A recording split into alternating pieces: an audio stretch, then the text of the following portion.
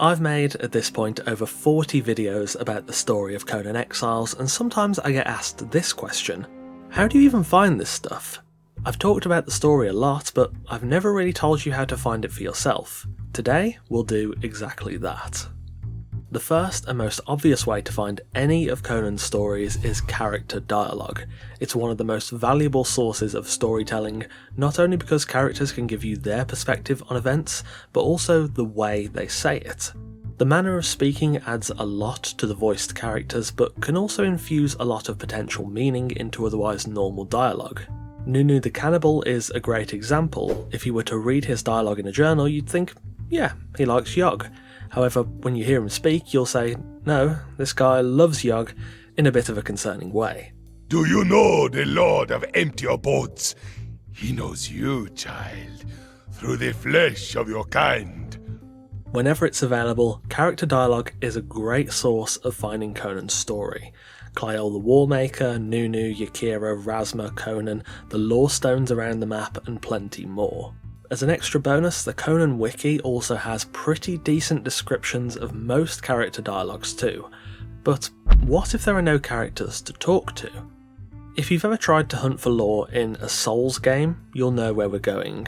Item descriptions are an invaluable source of lore in Conan Exiles, and sometimes they will tell you far more than you may think. Character dialogue is great, but it can be biased. Characters have their own views on events and to a degree can be unreliable narrators. You see this a lot, especially in the Giant King lore stones. They are essentially just propaganda and do not necessarily paint an accurate picture of events.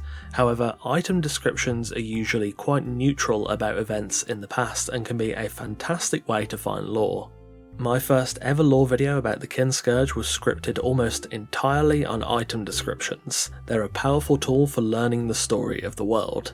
They won't tell you everything, and some can leave more questions than answers, but they're more often than not a great insight into the game's stories. My favourite is probably the Tears of Two Races. It tells you a bit about the Kin Scourge's origins, how meeting Telith changed the course of the war, and even slips in the hint of him having more than one child. Not all sources of finding lore are as direct as dialogue or item descriptions.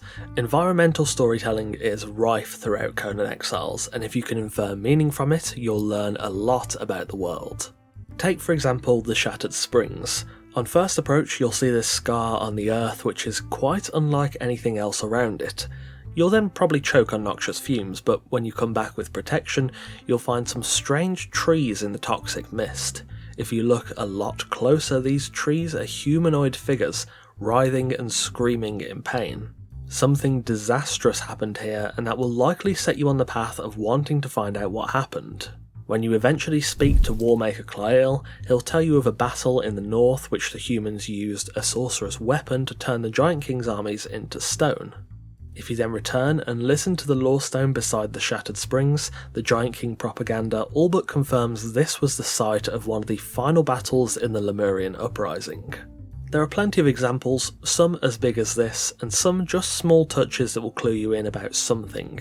Environmental storytelling rarely gives you the full picture. It can be a lot more subtle, but is nonetheless a valuable source of lore, especially when you use it with character dialogue and item descriptions too.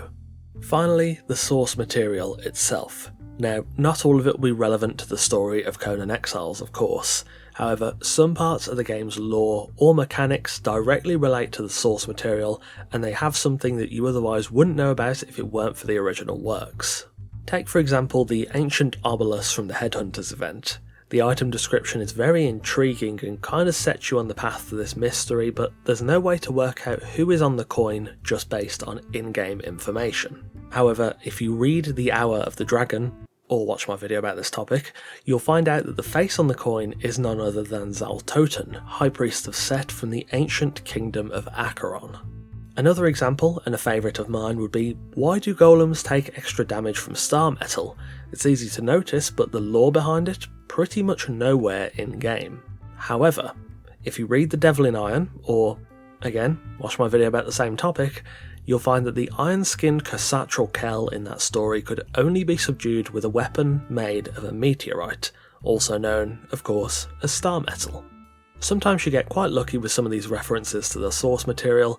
Item descriptions almost always include a passage from some of the books, and sometimes I found the book that passage is from can be quite relevant to the source material lore for the item you're looking at. That being said, that's not always true, just sometimes.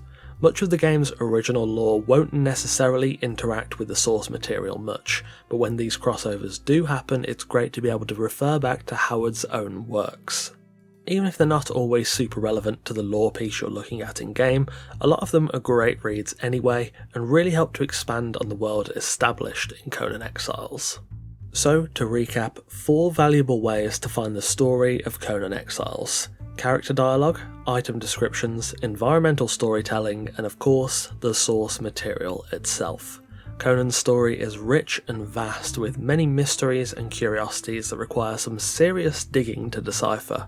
Today I've walked you through how I discover all of the juicy details of Conan's many tales, and maybe with these tips you too can dig up some of these mysterious stories.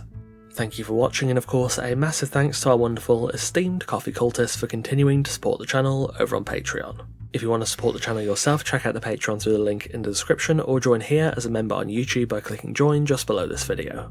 Take care, and I'll see you soon.